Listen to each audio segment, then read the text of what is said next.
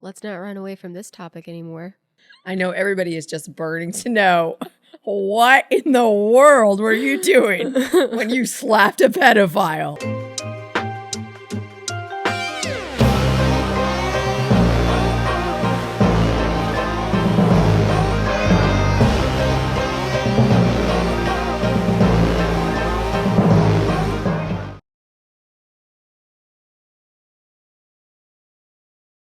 I think that the story actually begins with my father. Now he died like 13, 14 years ago. And so he's not here to tell his side of it or his version of the events that took place.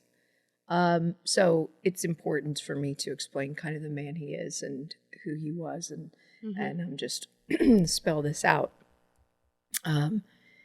because he played a major role in the story. So my dad, you know some of this, my dad was very, very young when he started a family. My mom was 17 when she got pregnant with my oldest sister and had her first child at 18. So so it was very, very young. They were very young, married very, very super young, not even like 19, 20, super young. Right. He was only a couple years older than her. So he was an artist and he won some awards. So he liked to drink. He was a pot smoker. He was an artist, so he dabbled in some forgery before. Did you say forgery? Forgery. All Yes. right. Yes, he dabbled into some forgery. So he did some illegal things. Some would say there's an art to forgery. Yes, there was a bit of an art to some of the forgery he did. And so he's a bit of a character. And so when he came to the Lord, he was still fairly young. He was in his early 20s. And when he came to the Lord, it was a dramatic conversion. He went down, my mother has often said, he went down to the altar, met Jesus, and came back a completely transformed person. Mm-hmm. He was one of those. Other people have to often, then work for the next period of time, kind of rehabilitating and sanctifying their lives and breaking off some things in their lives, smoking or drinking or, certain habits that they had picked up, bad language, certain things that get weeded out of your life by being acquainted with Jesus, but by drawing closer and closer to him. But for my father, all of these things were just immediately broken and left at the altar. It was very, very dramatic. He went in all the way and had just a radical conversion. So she from her version of events, she said that from that point, it was like being married to a completely different guy. She had to get to know this renewed guy. And so from then on, he really set himself to he wanted to go into ministry. He was all sold. He was sold all in, and he was just very transformed. There were still a couple of things in his life, though, that he was going to have to continue to work through. There was just overall maturity. He was such a young guy. So I was raised by a very, very young father, and I think that's really important to point out. So I'm aware of that when I look back now. Mm-hmm. And I think I kind of remember events and I think, oh, he was only 23. Right. Oh, he was only 26. Yeah. Oh, he was. I remember being 23 and 26. Right. And by the time my mom was 25, she already had 5 children. She already had five and under. So she was so many. Yeah. 7 and under at that point. So, right. So she was, it was a lot. It was a lot of kids. He did so much in just his 20s. He raised a lot of kids. He went into Bible school. He graduated, became a minister, became a pastor, and he took on a big chunk of life. Mm-hmm. So a lot of the internal things that you mature into and you grow into, they were still happening. One of the things I think one of the scriptures that I've always taken and applied to him as I look back on him is that Jesus says he will present his bride to himself without spot, wrinkle, or blemish. And so that transformation was taking place even when I was very young. Yeah. That transformation was taking place in him. Mm-hmm. Jesus usually, it may take a lifetime of work to make that complete transformation in someone. The other scripture I always think of when I think of my father, and I saw it happening in him when I look back.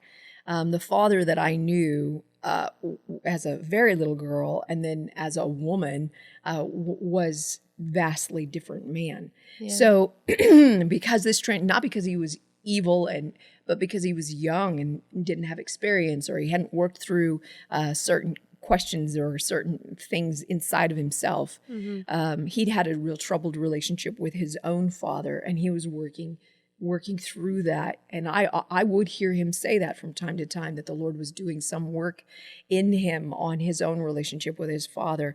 And so you just become aware that of certain weaknesses that pop up now. I have some context for it. Yeah. The other thing that I know, a scripture that's true, that I know to be true for him, is that we are being transformed into the image of Jesus day by day. Yeah. And so that's the way that it should look. That is the Right. journey that we should be on, is that where I began is not where I'm going to end Yeah. if I'm walking with Jesus. Mhm. And so that gives you a little context, that gives my audience a little context for the man that he was. So there's a lot of, when I repeat some of these events, because he's not the hero in this story. He's not the pedophile I'm about to talk about, but he's not the hero either. And Right. so for people who do love him, I'm trying to honor him Yeah. even in death, trying not to brutalize, to be savage about his role in this. Right. But there were some failures on his part. And so I don't make excuse for that. I do have understanding, though, of the man that he was. So I just lay that down. So the story really should begin with him before I launch in. Yeah. Actually, so he was a pastor. It does start with him. He was a pastor. My parents were very, very careful about who they exposed us to. There were a lot of people in our home, out of our home, through our home, people hanging out with us at Sunday dinner, and there was always people. Dad was counseling and pastoring and mentoring and befriending. He was just a fantastic pastor. He was just when he passed away, one of his congregants left a message on a comment on his Facebook page and said, "We're going to miss our friend." Aw. And he was a friend to many people, Yeah. but which really touches my heart, obviously. But as a father, though, I have to say, when you are living with somebody, you often see a much more personal side, a much more intimate side. You see the moments when they're tired, they're exhausted. You see the reactions they make. Whether you get to see whether they're walk humbly with their families, whether they say, I'm sorry for certain behavior, or I stepped over a certain line, or, so as a pastor, he was exceptional. As a father, he was growing. He was learning. He was immature at times. He was weak. And at times he outright failed. Yeah. But as I said, I saw that progress over the years, and have nothing ill to say about him now, because as a woman, that things that would have irritated and triggered him when I was a child, he had love. The Lord had replaced it with love. And I literally did see, as he was walking with Jesus, more and more love was poured into him, and he became more and more loving and more. He was just patient and kind and good. So I have a lot of grace. I have a lot of understanding of that transformation that was taking place in his life. Yeah. I am fortunate that I didn't have to make such a radical transformation because of him.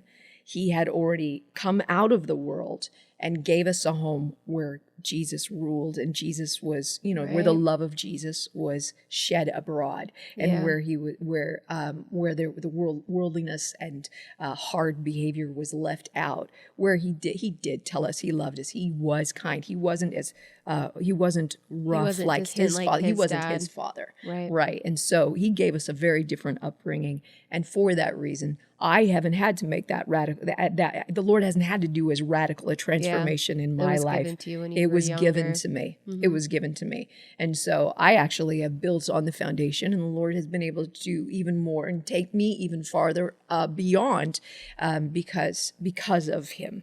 So I'm very grateful for all of that. That being said, as a pastor, he and mom were very, very careful about who we were allowed to be around, and they had a lot of filters in place. There were a lot of girls in our family. We had a lot of girls, 5 girls, 1 boy. So we were really protected, and they did a really good job. However, when I was 12 years old, we had some parishioners. This would happen from time to time. As pastors, anyone who is pastor is a pastor who has pastor's kid, has been a pastor's kid, can relate to this very, very thoroughly. You'll have parishioners in your church who are like, hey, I have these friends over here. They're real family-oriented people. They are too far away to really travel to your church, but they just need spiritual guidance, and they would really welcome you, welcome your family if you want, and I'd be happy to introduce you. We love you, Pastor, and we'd love for you to just so. You could really speak into their lives. Exactly. Yeah. And so what often happens with pastors is they reach many more people than actually show up on Sunday morning. Their lives they're pouring out to just countless lives that no one ever sees or hears about. My dad did all kinds of in-home visitations, and sometimes he'd take me with him. And so I grew up doing that, like tagging along. And again, they were very careful about which homes we attend. They wanted to make sure that we were always safe. And so, but in this particular instance, that's exactly what happened. Was this couple said, hey, we know this couple, they're a little farther away. Would you come see them? And so, mom and dad went and checked it out, and they went first, like as an official pastorly type of visit, and they liked them. They felt like had a really nice home and were nice people. And so eventually, within a short period of time, we kind of began visiting their home, and they seemed very grandparently. The guy was 62 years old. And so, it looked very, very pleasant. Everything looked right. And my mom had really great, spidey senses, she had great spidey senses. The mother spidey senses. Absolutely. She had great mother spidey senses. And so for the most part, there was never any issues. Well, in this particular case, the enemy was just very, very clever. And so this guy kind of took a liking to me. That was very unusual. Usually that was really unusual. I know that's funny. Usually older people took a shine to my older sibling or to my younger sisters. I had a lot of life in me. I wasn't a hyperactive child, but I was very energetic. And I was very creative, and it was just, and I really didn't prefer them either, quite honestly. Yeah. I wanted to be out I played all kinds of imaginative games. I was a wildly imaginative child, and I was active, and I wanted to play, and I was a bit much for my grandparents, really. I've told you that. Yeah. I was just a bit much for them. They're just like, oh, okay, dear, okay. All right. Okay. Just go to the backyard. Go on with yourself. So that's kind of the setup for what. So it was very cleverly done because he took a shine to me. And then over the period of several visits, of course, I've learned all kinds of things as an adult. I took a criminology class and some criminal thinking classes and some psychology classes, and learned all kinds of interesting things later in my life because of some other events. But what ended up happening is he began to groom me unbeknownst to me and unbeknownst to my parents. And by grooming me, anyone unfamiliar with that term, it's become more familiar. Yeah. But they flatter you, they they take a shine to you. You're my special girl. And it was unusual, but I liked it. He was nice. He was warm. I didn't get a funny vibe from him either. Yeah. And so, being very, very, very innocent. And so, it progresses. Later, you kind of look back and you can see my mother could see some things she hadn't, but they weren't strong warning signs. They weren't big red flags that she overlooked. Right. He was just very, very good. And while we were there, he also had his wife. She was his second wife. She had a granddaughter from her marriage, her first marriage, and her granddaughter was around a lot. She was a little bit younger than me, 10 years old. She was around a lot. There was just a big, passel full of kids, and we're all playing around and stuff. And he kind of took a shine to us kids. However, he was very clever in that, like, by the time we came for a third visit, he invited another couple, so that he could then kind of filter off with the children. And so there was less demand on him socially because, obviously he would need to be there talking to the adults, talking to the guy, talking to my father, Especially talking to being my mother. The dad or the guy of the household. That's right. It would look odd if he just slipped off with the children. Yeah. So he had to have a distraction. He chose the right couple. They were talkative and chatty and outgoing and aggressive and assertive and really salesman. The guy was a real salesman type personality. And so that night he got all of us, slipped away with us. He was very clever in that he had begun to touch me. He'd begun to do even more. Yeah. But he was slipping it in on innocently, unknowingly. Right. Like a little side hug side here, or things. just a nice touch. Yeah. Palming and groping and fondling, and you're just unconscious of it. You're an active child. You're very innocent. You don't think of those things.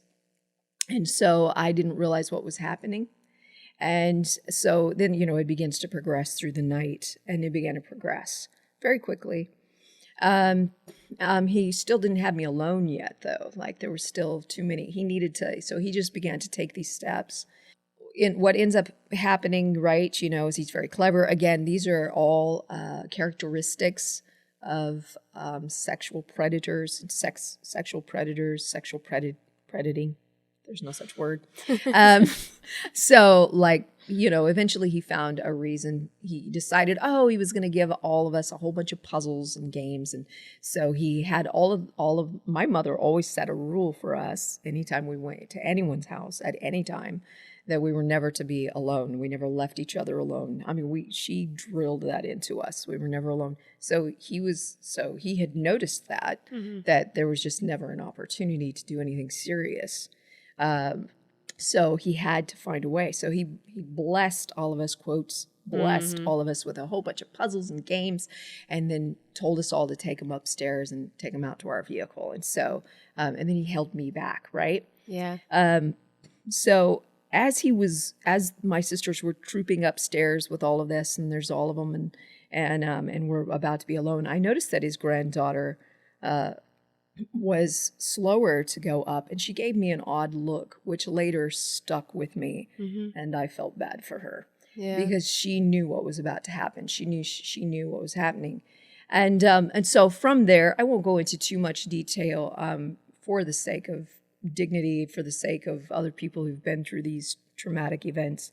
Yeah. But he held a conversation with me, and made his intentions very clear. Yeah. It got very serious. I remember in that moment, and this is what makes this story truly remarkable, I think. There's a couple of really remarkable points about this story. This is one of them. I saw a vision, an open vision scripturally, what that means is that it isn't a vision that's inside your spirit, like behind your eyelids or in your spiritual. Like the mind of your eye, or like your that's heart. right. It isn't in the mind of your eye. This was actually in front of me. Like you were seeing it. That's right. With your physical like Moses eye. saw the burning bush. You Right, know, it was right there in front of me. It was a ticker tape, like you would see. You know, like at a news. Yeah, a news flash. And it was words that flashed by me, and it said, "Don't let him touch you again." And that's when I became conscious, even before he began to have this conversation with me, a pretty adult conversation that was pretty. It was just totally inappropriate. Those words made me aware that I was I just had no idea that I was in the middle of this situation. Yeah. I had no I was just too innocent. I was too unknowing. I was too naive. I was too innocent. And so that made me completely aware of what was happening. And I knew what to do. Like this, I knew. So when this conversation took place, I immediately was like, I was immediately, no, absolutely not. And I fled from him. I ran from him. And it was because of that moment right there when no worse damage was done, thank God. Yeah. No, and I knew exactly what to do, thank God. Yeah. Because not everyone has that experience. Not everyone has had that benefit, the benefit of the Holy Spirit in your life. Coming to my rescue, because it could have been so much worse. Because my parents at this point were completely unaware, and because we were alone in the basement, and my sisters were gone for several. And you don't need much time to do a lot of damage. It does not, and so I knew exactly what to do. So I ran from him, grabbed my mother. She wasn't, my first choice to tell, but she was my mother. So I told her. She was hysterical and very upset. I didn't go into great detail with her. All I could gasp out, because again, it was very embarrassing. It was very uncomfortable. And so I just was broken and gasping out like, he's a really bad man, he's bad. And she caught it. She caught what I meant by he's a bad man. So she immediately cried, "My babies!" And so like she's thinking of all of her other little angelic angels, right? All of her other little angels upstairs running around. So she immediately went to corral all of her children and told my oldest sister, "You stay with her," because my oldest sister was, mid-teens by this point. And she said, "You stay with her." So I get in the other room, and I say these things, the next few events, because they're very stark. You remember them so starkly, like they are the major events of this story. Right. Where I remember my father was playing chess with this guest that he had, and the guest, I think it's just interesting, the timing. You can see the devil in people's lives. I've often said you can see the devil in people's lives by timing. You can also see God in people's lives by watching timing. You can see it. It makes me a believer of the devil and of evil spiritual forces that move against people because of the unique timing. It goes way beyond coincidence. It's timing. And also I can see the loving presence of God interfering, rescuing, distracting suddenly,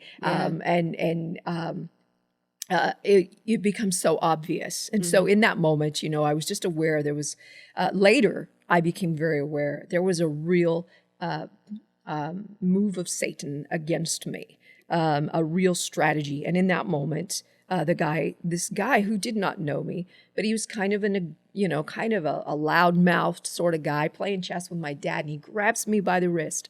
My sister's just trying to get me out of the house. She's just trying to get me out because this guy, is still loitering. My mom's corralling all of her kids. Right. Trying not to make an uproar, but also She was trying not to make a hysterical scene. Yeah. But trying to get you guys to safety. Right. Trying to get us to safety. And he grabs my wrist and he says, "Come over here and let me teach you chess. Come here. And so it was an event. It was just a moment that really stayed with me later, like He a grabbed sense you. of desperation. First of all, that he grabbed me, right? But also a sense of desperation, a sense of like, I can't get out of here. I can't get out of here. I got to get out of here. And that was rising, that sense of like, I just, and so, you know, finally I get away from him and you know, finally we get away and he wanted to give the guy comes running out, this perv. He comes running out and he wants to give me a big hug, and because he was always wanting to give me hugs and I think, you know, you're in that moment, you're like, what do you do? What do you do? Do you want to do you make a scene? Do you not make a scene? What do I do? I just didn't have any courage. I didn't have any strength. I was very, very innocent, very young. And very, right. Very, very young. Your elder. He's the guy of the house. That's right. He didn't, well. And it just hasn't fully dawned on you. I've heard women tell these stories. I've heard a lot of women tell much worse stories than this one. And it doesn't, it's just, it's still sort of dawning on you. And you, and of course for a 12-year-old, it's just, it's a ridiculous age for you to even face this. So anyway, So, we get away, we slip away. Mom, of course, quickly tells Dad, and the details of that conversation I was never privy to. I don't know. She really never questioned me on the details of what happened that night. No one did.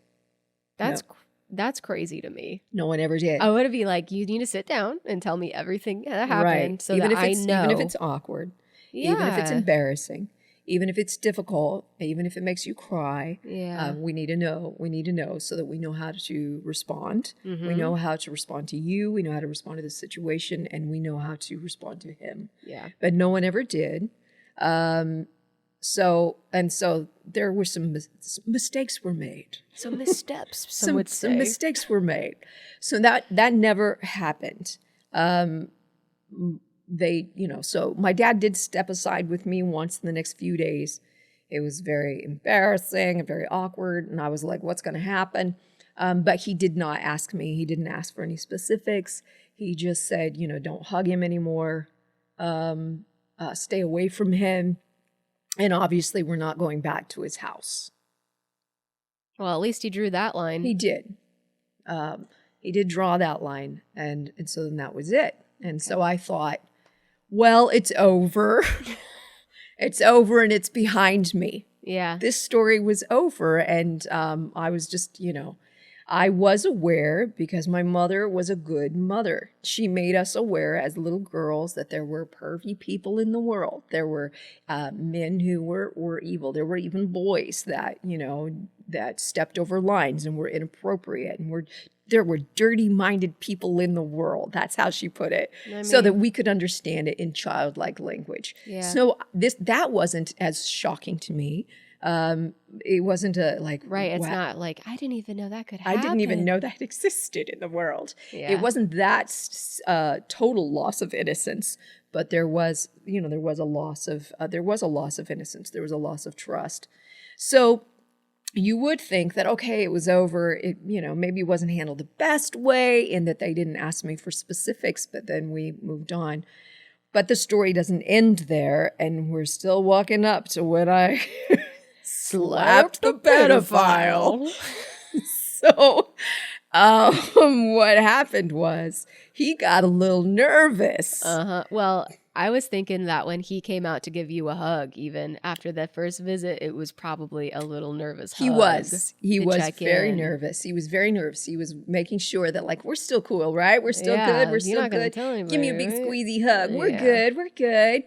I listened to you. I backed off when you said no. No. Yeah. So, what happened was there were like a couple more things here that took place. The next day, the very next day, he'd never been to our house. I didn't even know he knew where we lived. Never been to our house, but he found out where we lived through these mutual people that went to our church that were mutual friends with theirs, and arrived at our home. And that's where the story takes even a little bit more of a twist. I heard his voice as they walked in the door. I was in the kitchen.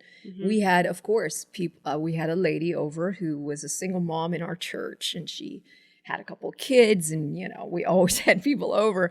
And so she's there, and I turned to her and I said, "This guy is not good."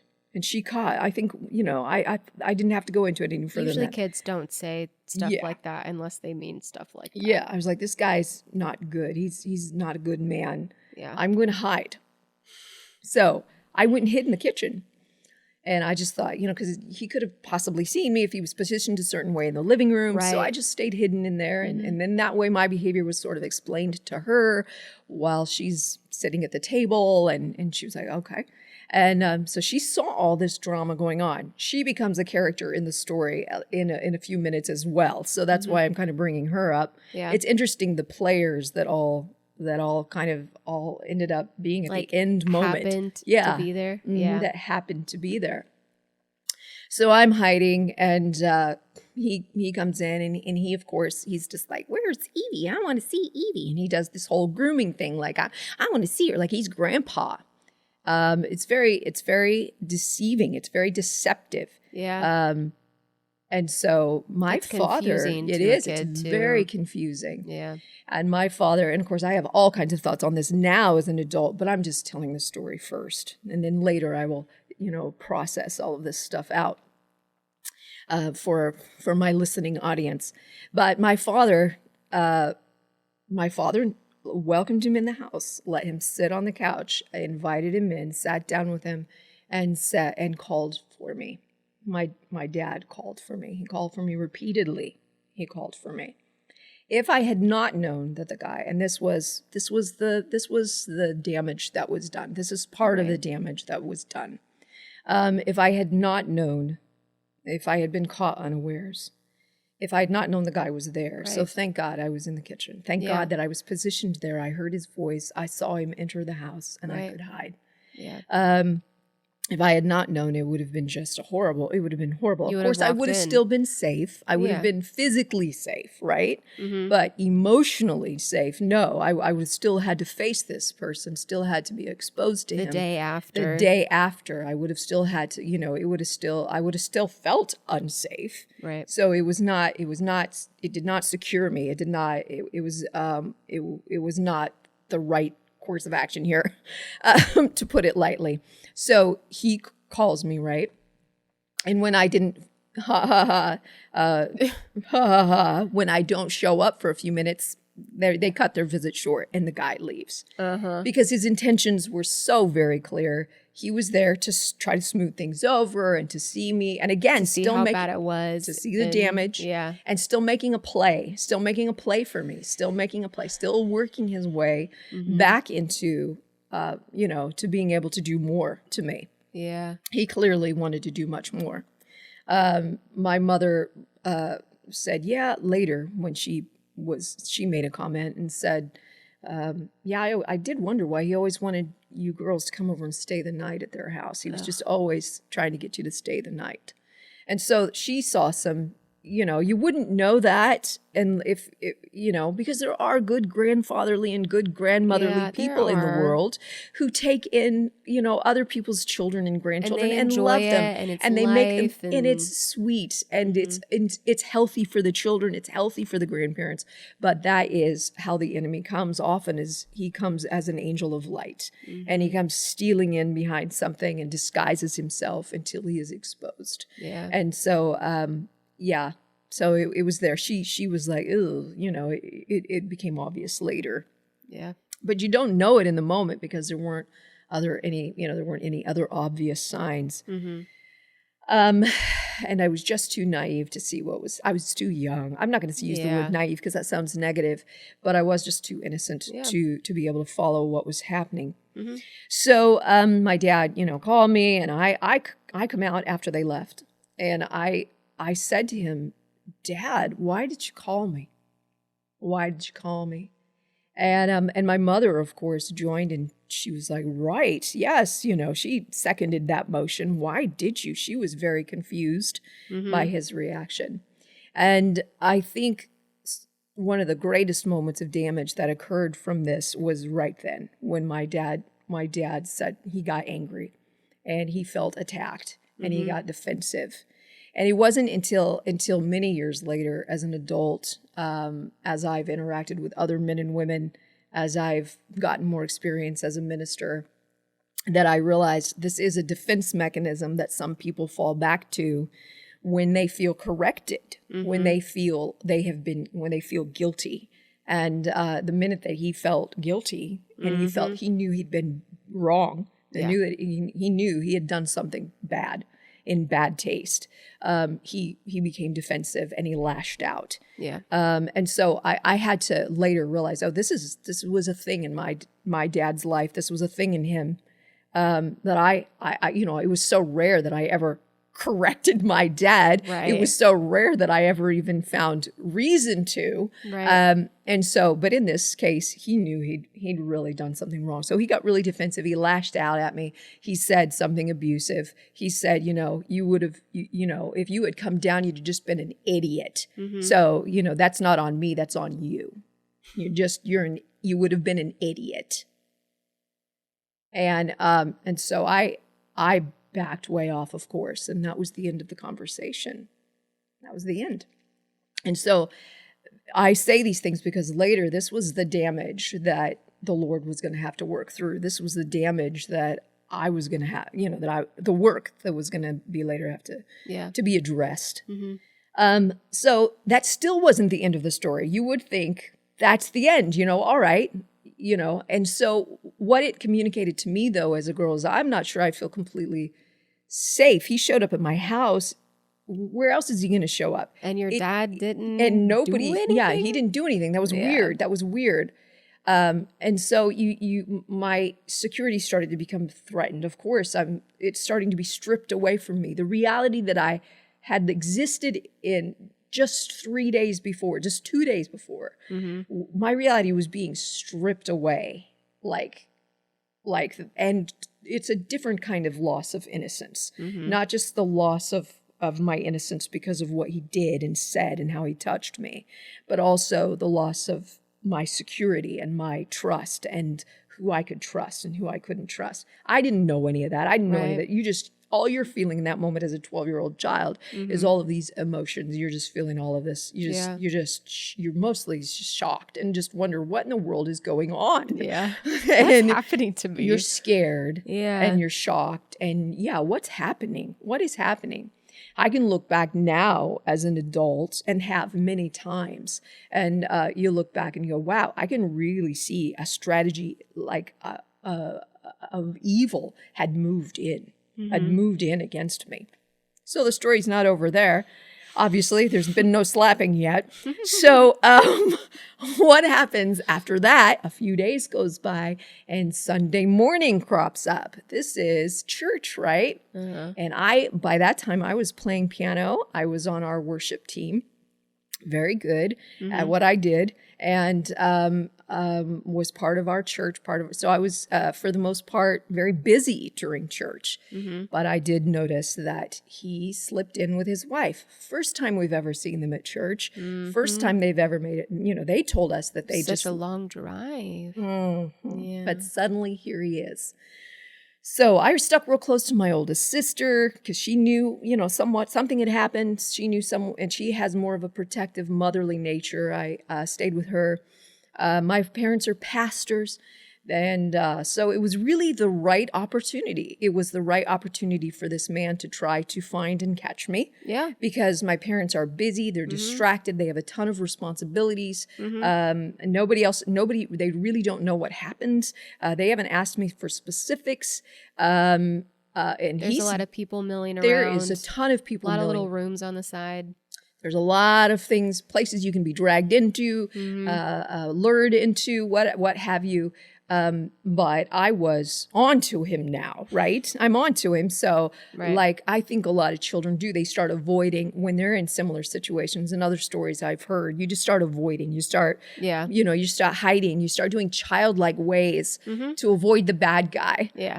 You're not going to be confrontational. You're not, you know, absolutely not. That's the last thing on your mind. You're hiding. You're going to hide. Just like, don't get me near me. Yeah, you're scared. You're nervous. I was very nervous. So I was, you know, I was on the worship team. I finished our set and then sat with my sister, and I was just very nervous and uncomfortable.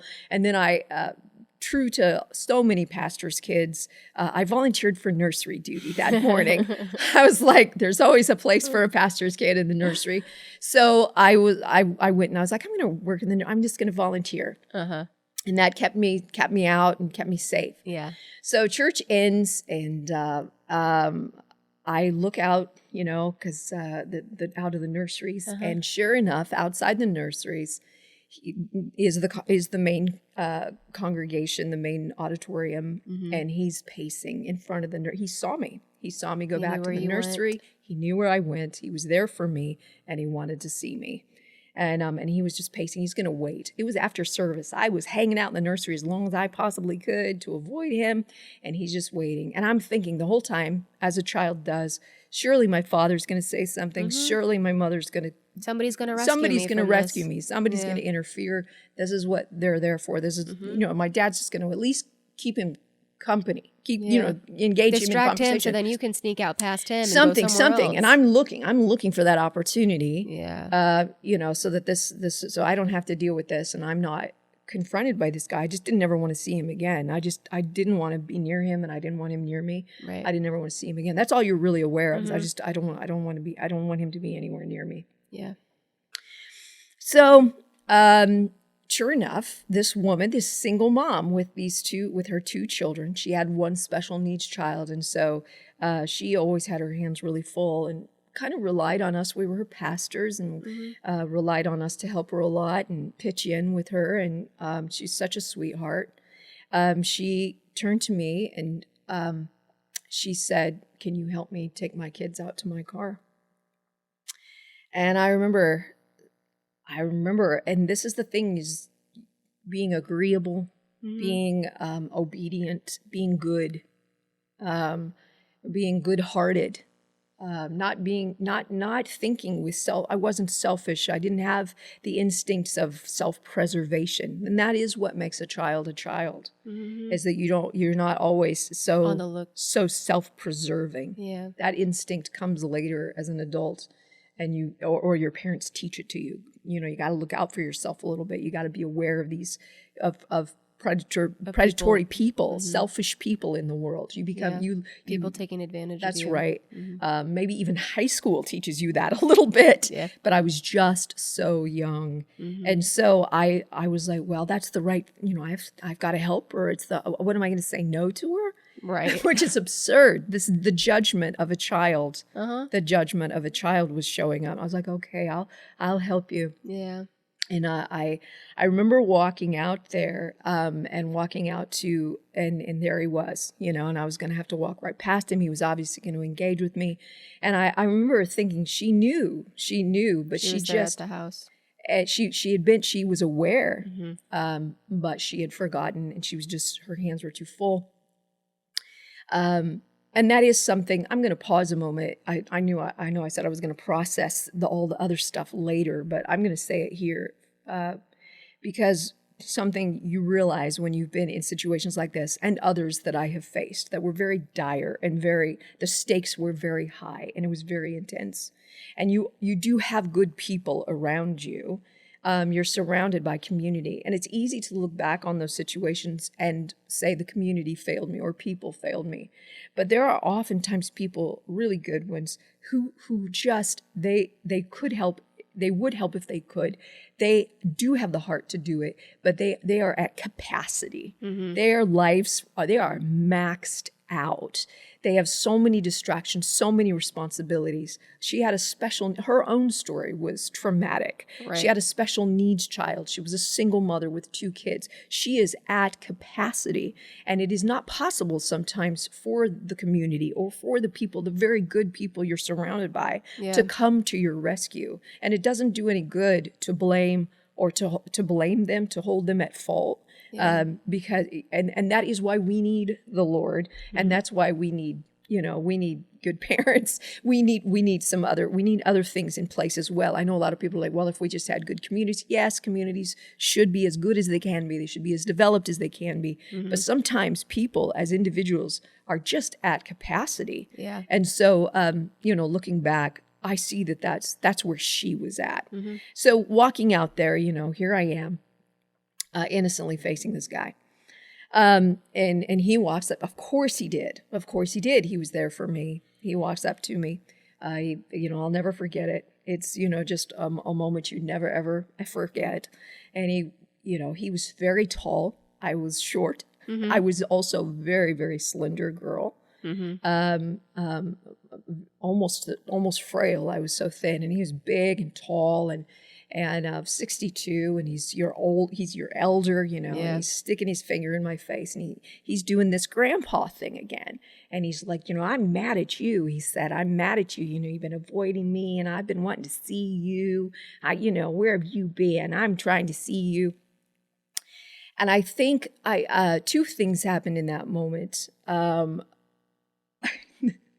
Evie Exley that I have gotten to know since then emerged. And I could also say the Holy Spirit came upon me in fire and in boldness. But also in that moment, I thought, this is all on me. This is on me. It's usually not a decision a child ever has to make. That's a decision that usually comes on you as an adult. As a young adult, you begin to realize, I'm responsible for my life. I'm responsible for my safety. I need to start being smarter about where I go and what I do and who I'm seen with and what the things and the habits I pick up. And I'm the master of my own ship. And so I'm the captain now. And I'm not going to start expecting other people to rescue me or step up. That's right. Help me out. That's right. That's usually a conscious decision you make at a much older age. As you're coming into adulthood. But in that moment, that's when I made that decision. And I thought it wasn't out of bitterness. It wasn't out of anger. It was just a very grown-up decision. I said, this is on me. It's on me to take care of myself in this moment. It's on me to address this situation. And I'm going to have to do something about it. And that's a shockingly adult thing for me to decide. But I did. And so I reached back and smacked the fire out of him. That's the adult decision I decided to make. I did it in the crowd that's milling around after church. Everybody right there. We're all in the middle of the sanctuary. My dad's off talking to somebody, always. There's always a crowd lining up to talk to the pastor after his, good message, right? Like his burning message. My mom's running around after kids and, and she's doing motherly, pastorly things. And they're right in the middle of the church, and this was very against my training. We were raised and to conduct ourselves in a way that was loving. And good manners and proper etiquette. Especially being the pastor's kid. Absolutely. There was a lot of training that was going on that I would conduct myself in a loving and godly and good, wholesome way. Amen. Pastors' children do not respond like this. No one around us had any idea why I would slap him, but I disregarded all of it in that moment. I was like, something in me was like, I've had enough. I've dealt with this enough. You've already been to my house. He could come back at any time. I'm tired of feeling this fear. I was tired of being intimidated. I was tired of being bullied and I was tired of being preyed on. He had come into every space, your house, your friend's house, and your church. He had Those taken are all of the spaces that you all had of as my a safe child. spaces Yeah. as a child had now been violated, and he could come back at any time. And I wasn't Yeah. safe at home. I wasn't Right. certain that I was safe there anymore. Right. So I was going to have to deal with this myself. Yeah. So I hauled back, smacked the fire out of him, and I said, in a voice I don't think I have ever heard me use since. It's a voice I didn't recognize as my own. Yeah. And I said, don't you ever come near me again.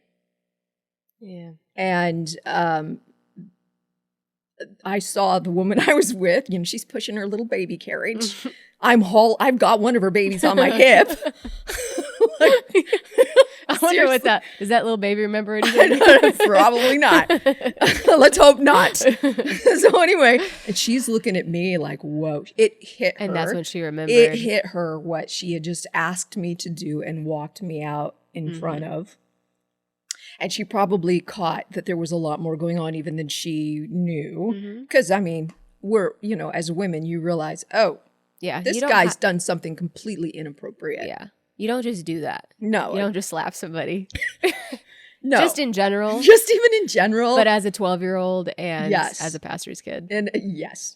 So, and it was unusual for me And too. for you specifically. Yeah, it was very unusual. I was not that kid. So, he was humiliated. Oh my gosh, the color drained out of his face. He shrank away. He slunk away. He slunk over to his wife, and I don't even know if slunk's a word. And he went over there and he whispered. I watched him because I was like staring him down. And she says, I've been told that I have a bit of a death stare. So. I don't know how anybody could have said that. Maybe it started then. Maybe that's where it was born. But so he tells something to his wife, and he must have lied to her about, in some way, because she quickly responded like, oh my goodness, we've got to get out of here. And so they just ran out, and I did not see them again until I didn't see him again until I was 17. But I did not, and that is the rest of the story. But I didn't see them again, and it drove him out.